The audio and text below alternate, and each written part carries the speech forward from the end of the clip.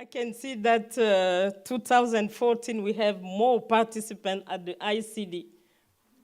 Congratulations, Dr. Mark. Yeah. Okay, ladies and gentlemen, dear member of parliament, it's a big honor for me to be here today and to share with you some information regarding the creativity in the DRC. And also for the women's, in 2 days we will celebrate it, the Women's National Day, so please accept today my congratulations for that. But before anything, okay.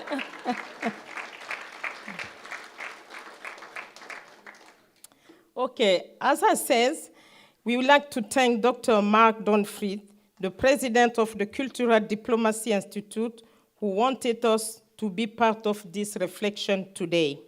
The creativity of the economy, education, entrepreneurship, and tourism as a driver of sustainable economy, the case of Democratic Republic of Congo. Ladies and gentlemen, the sustainable economy in Africa is a very interesting topic indeed, taking into consideration its relevance in Africa. And Africa plagued by serious problem of all kids, we will come back later on. It is important before discussing our theme of today to give a small framework so that we will have an adequate perception about what we are going to discuss. The first point will be the framework.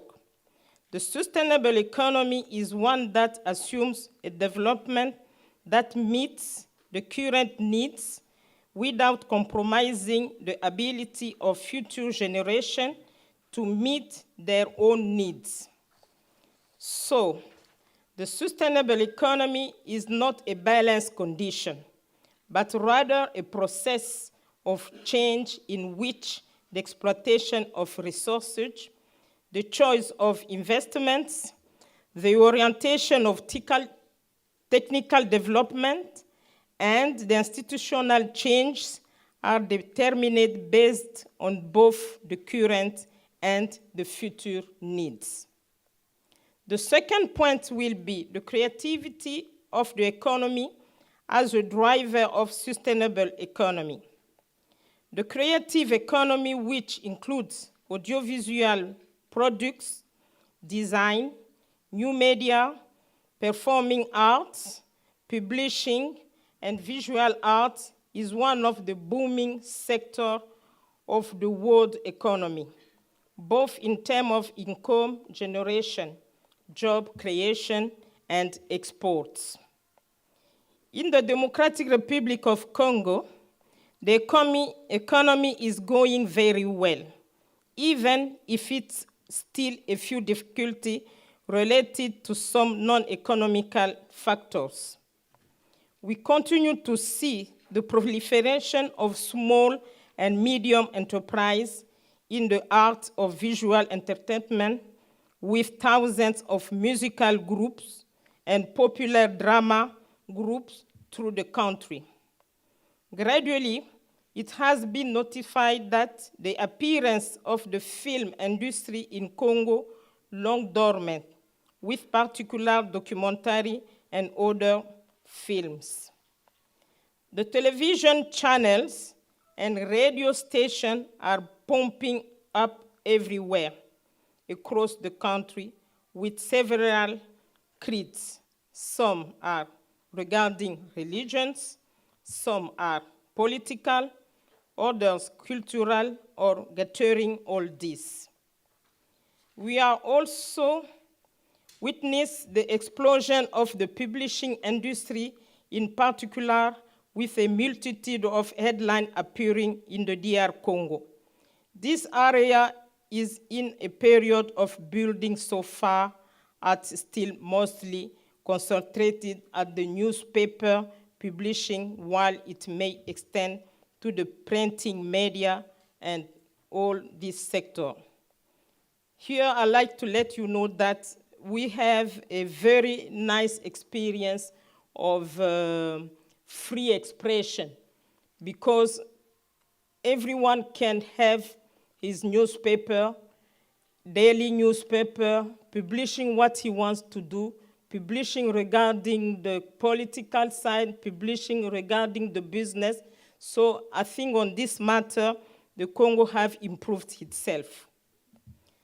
While this sector has not yet generated expected revenues, it's clear that it is an important part of the Congolese population. Kinshasa, for example, you can read a newspaper without buying it, because it's some place in the public street where someone can put all the newspaper, the daily newspaper, and then people can come and read and make comments and write what they want to write about the publishing of the day.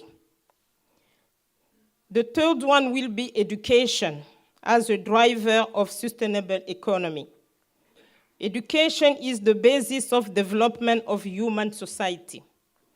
It is inevitable that a society that expresses the need to move to a sustainable economy can adapt its education system to meet the challenges of sustainable economy.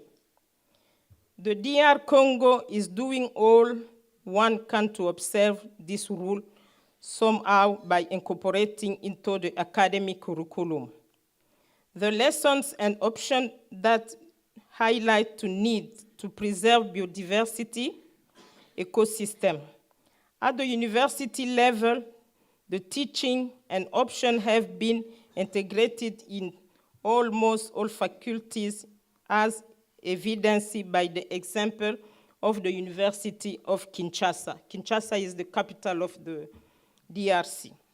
The postgraduate school of regional development and integrated management of tropical forests and territories.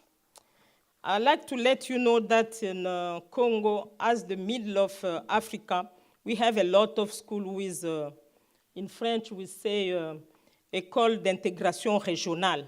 So all the Africans can come there to experiment all the biodiversity system, to experiment all the climate change and so on. It is the same at the primary and secondary school, where programs have been adapted to achieve this goal. Far from being a more slogan, the Congolese education system trains through to the actual management of a sustainable economy. The fourth point will be entrepreneurship as the driver of sustainable economy. Entrepreneurship, developed by the economist Joseph Schumpeter, refers in a general way the ability to initiate to the enterprise. And when it is combined with that, the sustainable economy, green economy, this simply gives a good result. Companies are able to meet the ecosystem. Ladies and gentlemen, honorable member of parliament, in the DRC, there are several whole sectors which are mobilized to preserve the environment. Thus, as we said above, the tourism sector, for example, is now designed and managed so as to preserve the ecosystem. The agriculture sector, including forestry, fishing, the DR Congo is the first African country in point of view of the extent of its forests. And most important for the preservation of the global environment. The energy sector is not left with 100,000 megawatts, representing 13% of a global potential of the hydropower related to the clean energy. It is clear that efforts are still needed in many sectors of our economy, even in the mining sector and hydrocarbon sectors. The Congolese government produced legislation, facilitates and regulated business, often with the cooperation of international organizations or with some states in respect of the biodiversity. The last point will be tourism as a driver of sustainable economy. Country with high tourism vocation, that's the DRC. The DRC has enormous potential in this area in which it manages while preserving the ecosystem, and all of this can be observed in particular too. The first point will be the diversity of wildlife. We have 7 national parks, in which 5 are classified by UNESCO as World Heritage.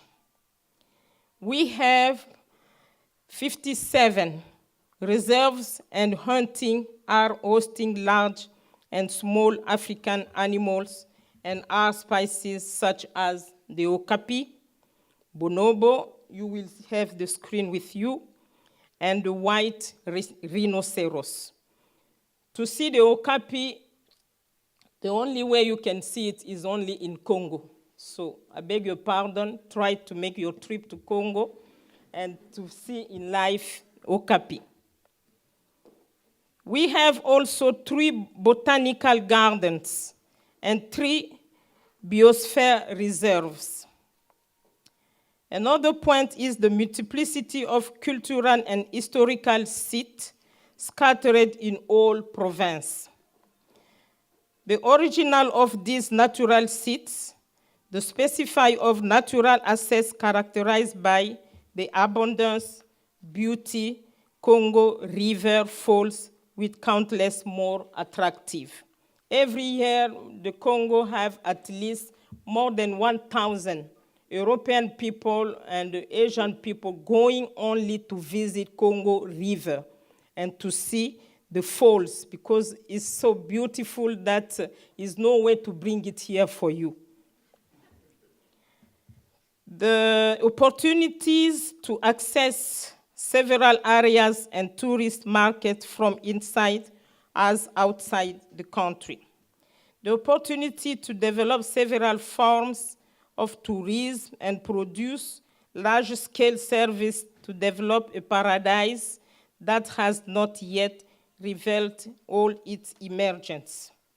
Ladies and gentlemen, for the moment, our government and our state, our president, Mr. Joseph Kabila, who is one of the younger presidents in the world, are very make good legislation for all of you, for tourism, for infrastructure, for school, for everything. So in conclusion, we can say that the most striking result in the sustainable economy depends the effort for the preservation of the biodiversity, cultural diversity, the promotion of knowledge and gender equality. Yesterday, we had the second forum for women in Congo, but it was only for the Francophone country speaking. But anyway, they talk about the gender, they talk about the young people going to school, they talk about to give more the women place in the school and in the work area. The rationale of use of mineral resource to combat climate change, to prevent natural disaster, but also to work on the way to reduce poverty. All of this should naturally go through the peace and the human security, as well as the acquisition of essential sustainable lifestyle. But for what regarding the DRC, the efforts are still needed, particularly in political, economic, and social cultural matters. Our country, the Democratic Republic of Congo, is struggling to find the most appropriate solution to its problem. It's released on the contribution of all of you and all of the international community. Thank you very much for your attention and kind to this day. And I'm ready to answer some questions because you know that following the time, we cannot talk too much. So please, thank you.